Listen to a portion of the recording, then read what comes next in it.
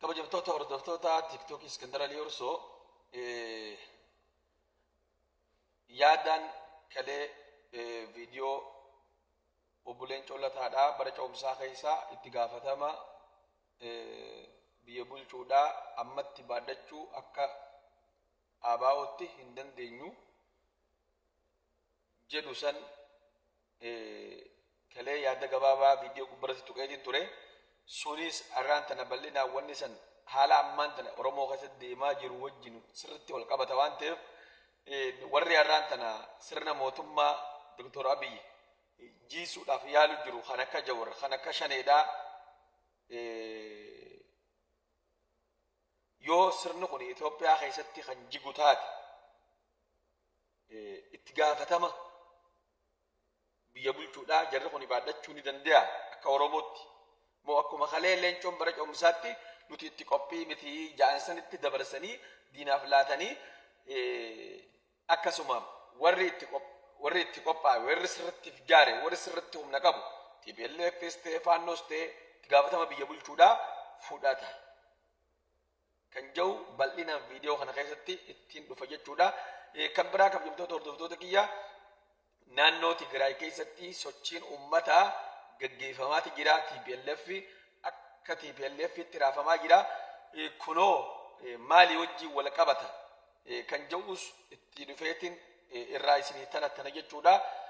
Kabajamtoota hordoftoota kiyyaa durarratti waliin jechuu barbaadu waa'ee viidiyoo obbo Leencoo dura jechoota gaggabaabaa tokkoon isin biraan ga'uu fedha.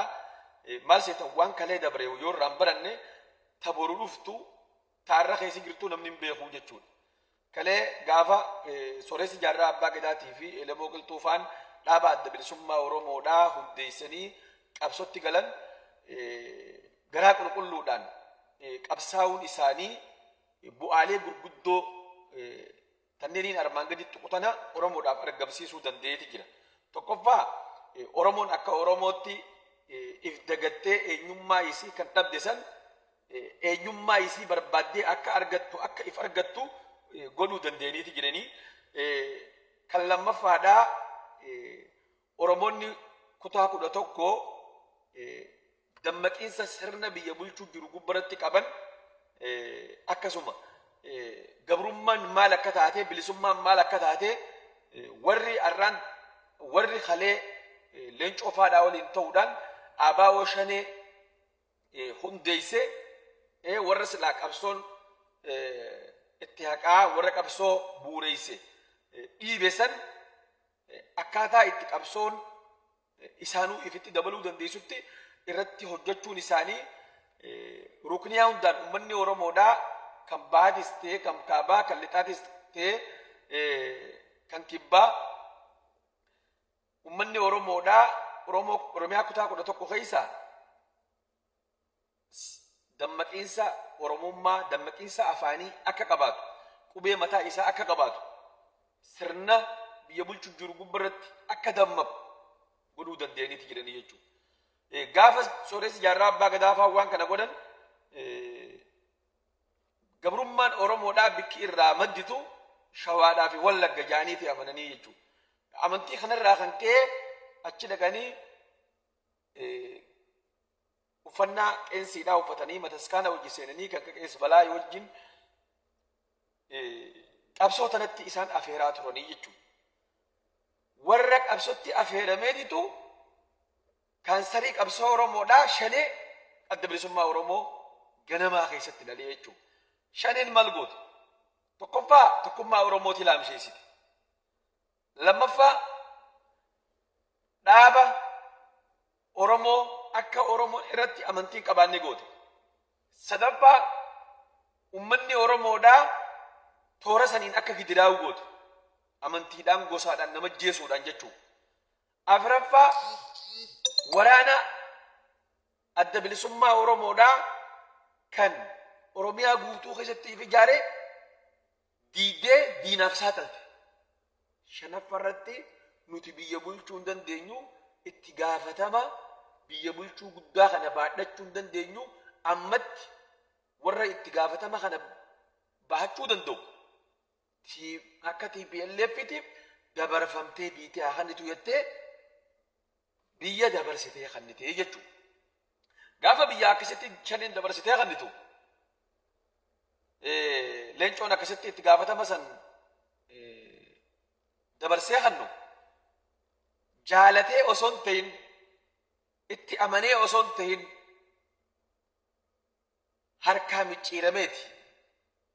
Maaliif gamanaan qabsoo Oromoo laamsheessee warra silaa Oromoodhaaf qabsaa'uu deemu warra silaa akka Oromootti jabaadhaa kan bahaa gubbaratti daba siyaasaa dalagee gamanaan ammoo TPLF tokkummaa isiidhaa tokkummaa sabaa tokkummaa waraanaa tokkummaa sirnaa tokkummaa instituutii isii cimtuu waan qabduuf diploomaasiidhaan if jaartee waan jirtuuf maal goote leencoon akka itti gaafatama san firra dabarsu harka micciirtee dhumarratti tiraatira san diraamaa san leencoon akka taphatuuf kenniteef jechuudha. Tiraatiruma wayyaaneen kenniteef dirqamee baatee jechuudha. Malee biyya gurgurachuu yookaan itti gaafatama dadhabuun namni saba miliyoona 50 duubaa qabu namni waraana guddaa san Oromiyaa keessa qabu carraa yeroo san keessatti jiruun biyya bulchuu ni danda'a jechuudha. Itti gaafatama fudhachuus ni danda'a jechuudha. Maaliif cimina isaa waan laamsheesse tokkummaa sabaa waan diigeef itti gaafatama fudhachuu hin danda'u jee ifa mansiisee harkaa micciiramee jechuudha. Warri har'aan tana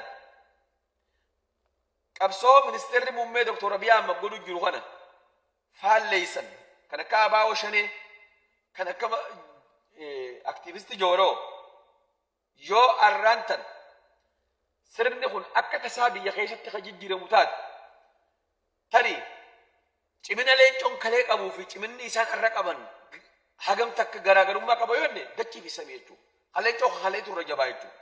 Amma shaneen ammaan tana jirtu shanee kaleeti yoo wal bira qabne haga dachiif isa adda fagaatti jechuudha.